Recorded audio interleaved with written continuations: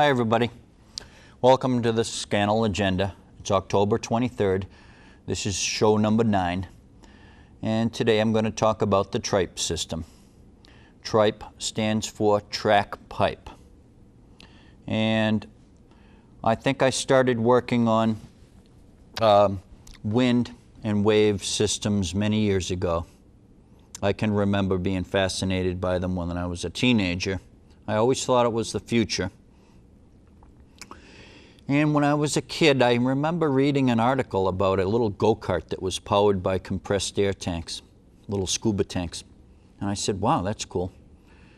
So over the years, in designing offshore wind and wave systems, what I've done is come up with a breakthrough,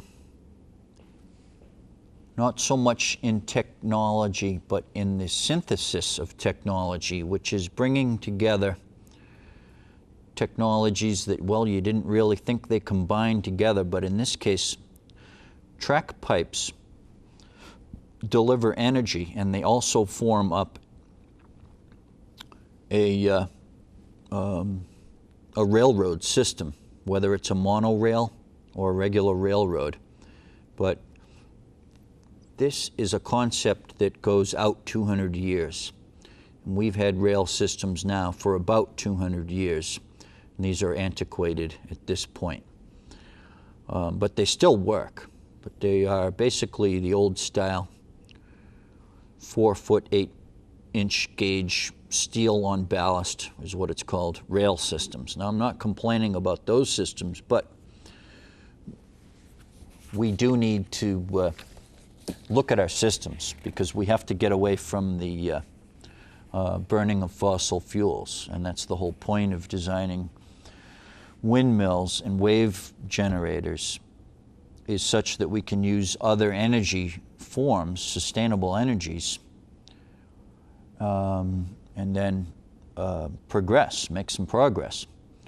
So what my systems do is my systems generate compressed air, like 8,000 psi or less, and then hydrogen, and then something I call ORCA, or oxygen-rich compressed air. These go into pipes. So when you put compressed air into a pipe, it's similar to the concept of your water systems. They reach an equilibrium of pressure, and you're not really pushing the volume in a water system that you would need to worry about restrictions and flows from the diameter of the pipes. See, the design of these track pipes is such that there's going to be so many of them with monorail systems and wide gauge, 16 or 20 foot wide gauge pipes as rails. Outrigger rails, you can also look at them as outrigger rails, because there'll be 3 gauges in one system. A 4-foot 8 gauge system, which an antique train can run on. Like an old steam train. You can run your old steam trains or any other modern train on this 4-foot 8-inch gauge. And then you can run bigger stuff on ballast, steel on ballast, on a 10-foot gauge. So this is in addition. If we're going to rebuild these train systems, we might as well do it right. So we'll have 2 gauges of steel on ballast, and the ballast is crushed rock and, you know, your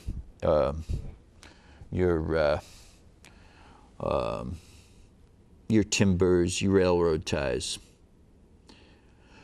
And then the pipes, the track pipe, will run outside. If it's 16 or 20 foot gauge, I like to think of it as a 20-foot gauge with 5-foot pipes. And a 5-foot diameter pipe is about like this.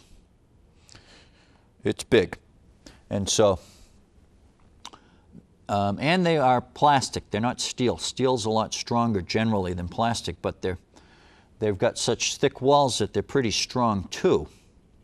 So the TRIPE system is not meant to be weak little plastic pipes by any stretch of the imagination. These are very solid, but they're still plastic, you know, pipes. And when I say plastic, There's bamboo fiber or wood fiber impregnated with plastic. Then you've got fiberglass. You could use high-tech materials, or you could use polyester resins. The trick is really to design these resins and to design all the materials in such a way as they start getting brittle at about 125, 30 years, and then their life expectancy lasts maybe for about 200 years, or it could be more. But we're shooting for 200 years life expectancy of this system, which is pretty good. Now, a lot of bridges are built of steel and cement. You know, they may last 30 or 40 years because the water gets in and things freeze, and you know how that goes. And they need to be rebuilt on a constant basis, and you need to repaint these Sagamore Bridge and Bourne Bridge. Every time you turn around, they're being repainted because that's all steel. Well, these are composites, so they're designed for low maintenance. Now, you can pull an old boat out of the woods. It has stuff growing in it. You can hose it off and throw it in the water. It'll still probably be pretty good. And some of these old fiberglass boats are, you know, 60 years old at this point, or, you know, and about that, and they're still pretty strong. So this isn't brand new technology. These composite technologies are not new. This should be pretty provable that we will, you know, find this doable if and when this system gets properly modeled up and critiqued, and it hasn't been. And it really frustrates me that the TRIPE system to this point has not been properly modeled or critiqued by professionals. You know, I know I'm a fisherman. That doesn't necessarily mean I cannot solve the energy crisis. I can. I mean, it's like that brass ring, you know. It's there. If you want to solve the problem, go for it, do it. So this is a comprehensive new rail transit and energy delivery system. And the core of the system is the multi-use composite pipes.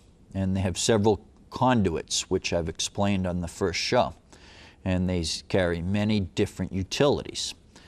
Now, the good thing about carrying many different utilities is that with every single additional utility that you're carrying, you know, besides the three green fuels of your hydrogen, which is your frozen electricity, as I call it, and then your compressed air, very highly charged compressed air, you can think of that as a fuel, and that can be used to power automobiles.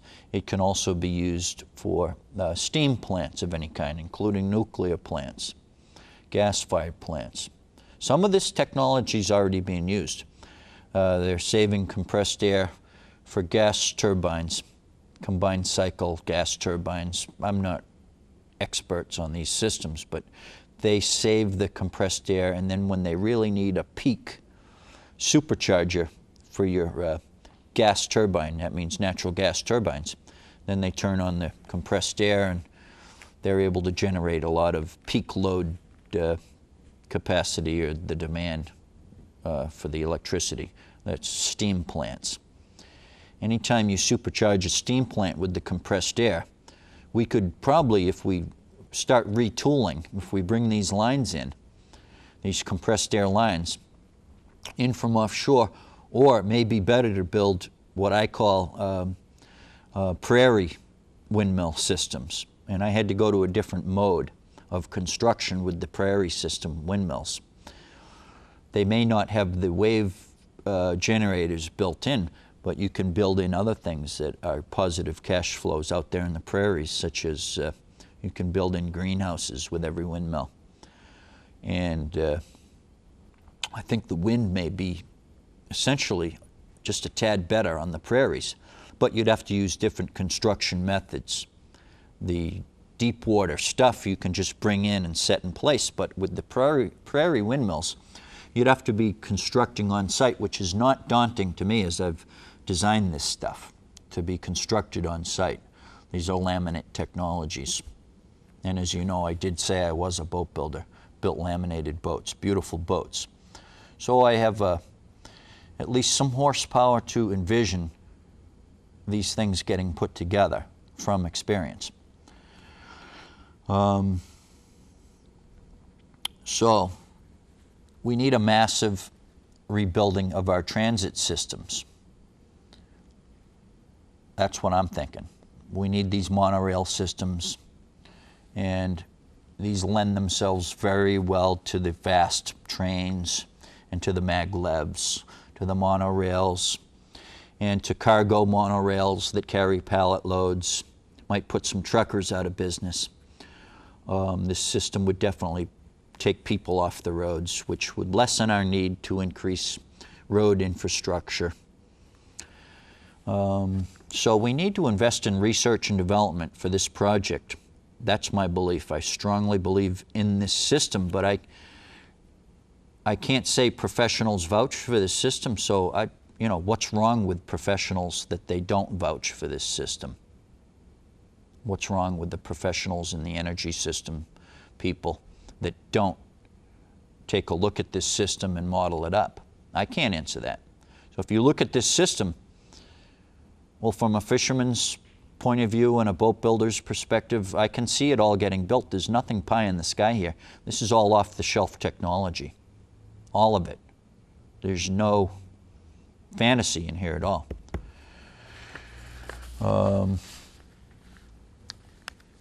And my editor, Dave, helped me with the writing of this TRIPE system report, which is on www.environmentalfisherman.com. So Dave, thank you very much. Good job on helping me to write this stuff up. We have one precious shared earth and the inherent responsibility to protect it. Yet we also must address our current and future energy and transportation needs. Our present systems require overhauling for a variety of reasons, and it's time to step up and get the job done. Enter the TRIPE or track pipe.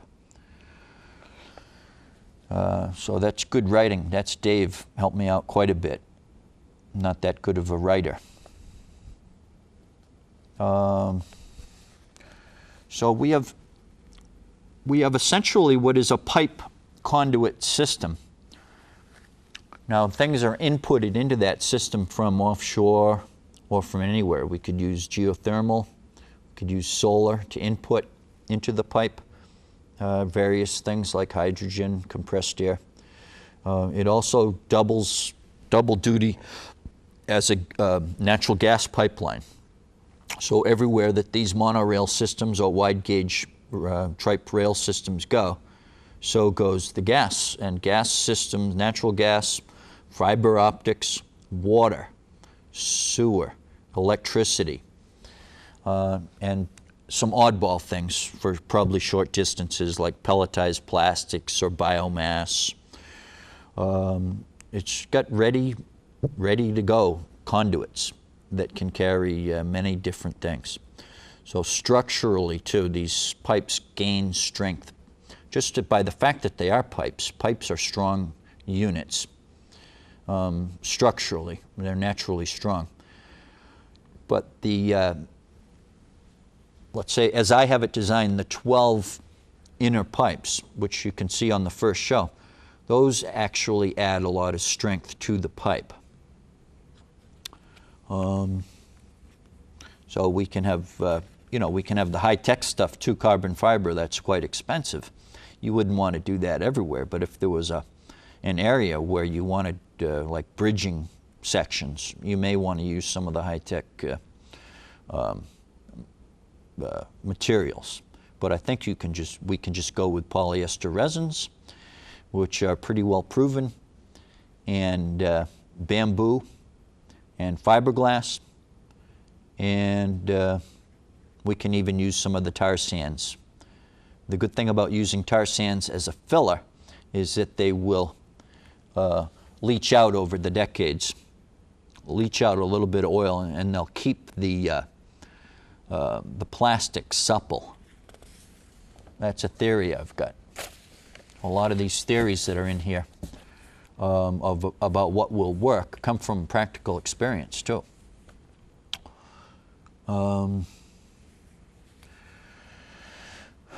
So these are all green energies that are carried in this pipe, and there's no stopping us with the scalability. This can pretty much, all our energy can come from these pipes, and we can even go down in.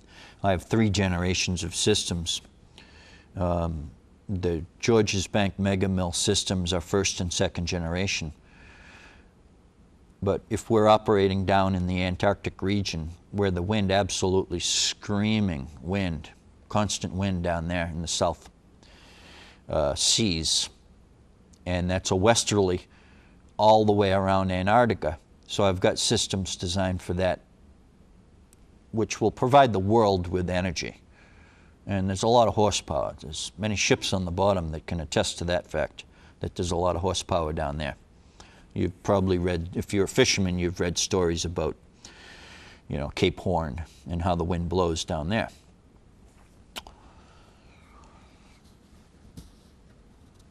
So these are newly designed rail systems, can be easily modeled up.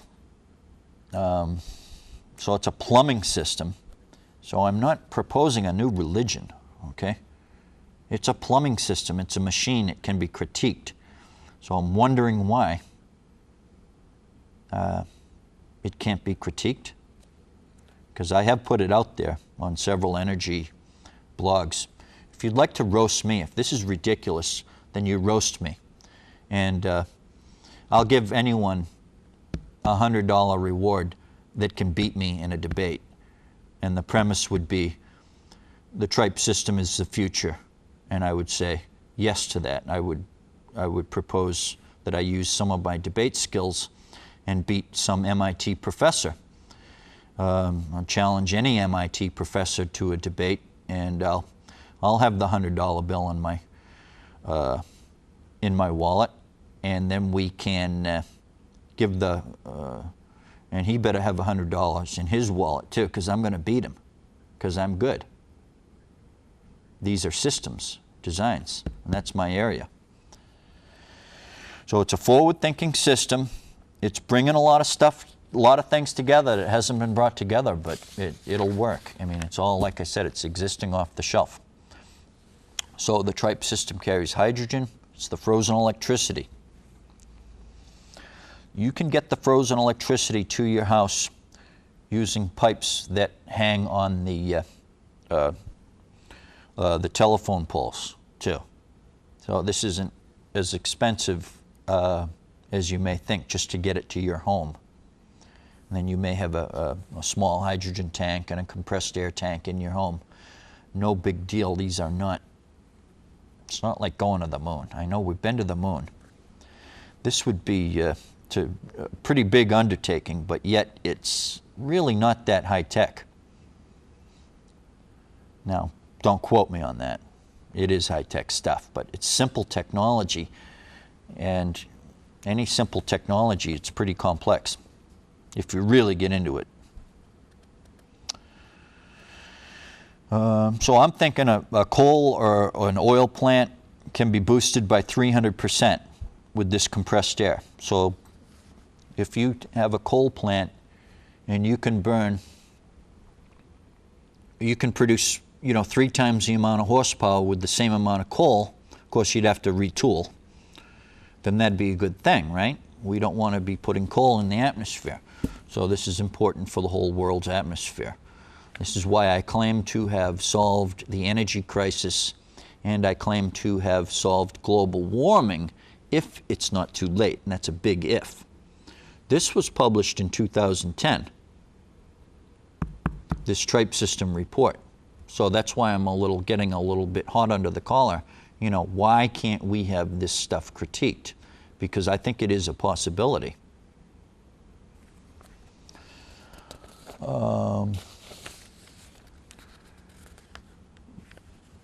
So this here is something you've seen before, and that is the wide gauge. And these here are the pipes. These are 5 or 6 foot diameter pipes. There's your cargo, and there's somebody sleeping, and this is like a land yacht. Now this doesn't have the 10-foot gauge drawn in. It only has the 4-foot 8 gauge steel on ballast, it's called. And so this isn't in midair. This is all ballasted. All this, these are half pipes here. All right. Another way of looking at it is with this drawing. These half pipes here could be, you know, well ballasted. And this is your TRIPE. And this gray area here is open for the compressed air or water. So I'm very highly charged up about water systems and sewage systems and natural gas systems. All these systems run through this. And this is a pad for your rails, for your steel on ballast, which if you talk to a railroad man, they don't want to hear anything about plastic or pipes or anything. They want steel on ballast or on the ground, you know, crushed rock, that kind of thing. They don't want to hear about anything else, because anything else to them is just crazy talk, really crazy talk, even though these are super strong pipes. They're just not used to pipes in the rail systems. However, with monorail systems, you know, having the hardware, the backbone of a monorail system being one pipe, that's very easy to construct monorail systems around these TRIPE systems.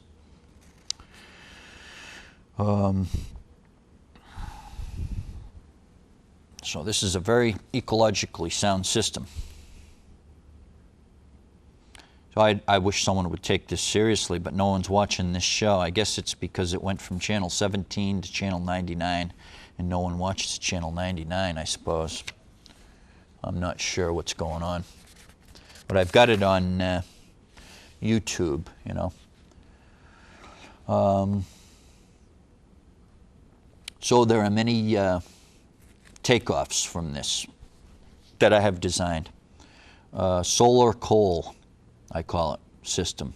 That is compressed air and hydrogen generators.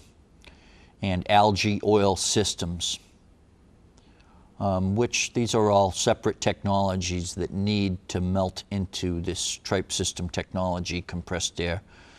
You know, if you've got compressed air on tap from either from Georges Bank area or from the plains, then these will affect other areas that can be such that we use biomass, and the biomass can be turned into kind of an algae sludge or a paste, and then that is cracked into oil that we can use as jet fuel.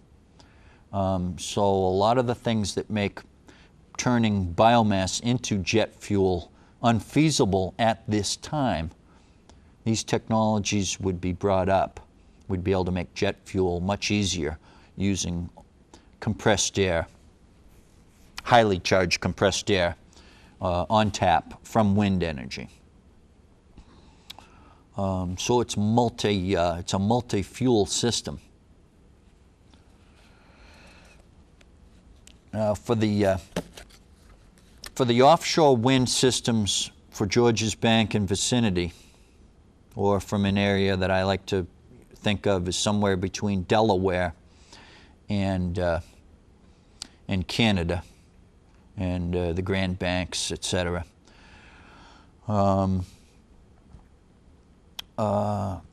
We can design in artificial reefs. These are tire reefs. And so we can increase the biomass tonnage for the codfish.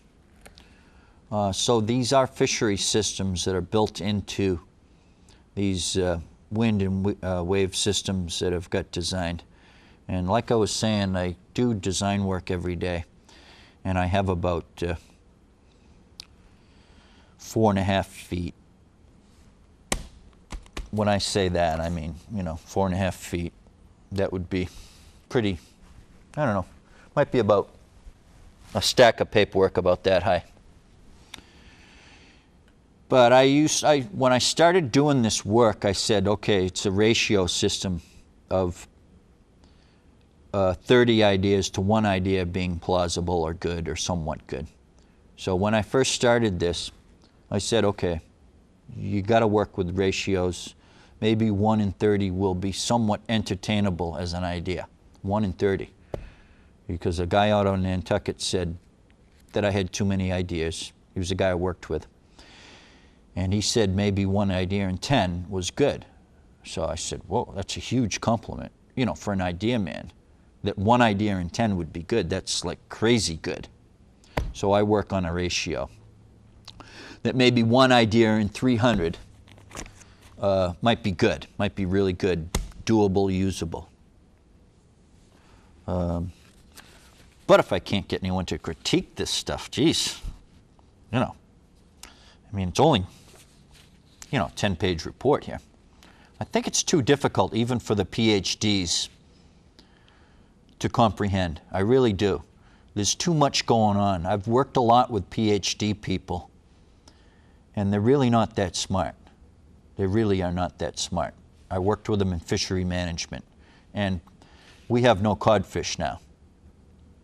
So how smart do you think these PhD people could be? You know, if there's loads of them in fisheries, and they all have PhDs, and we're out of codfish, what does that tell you?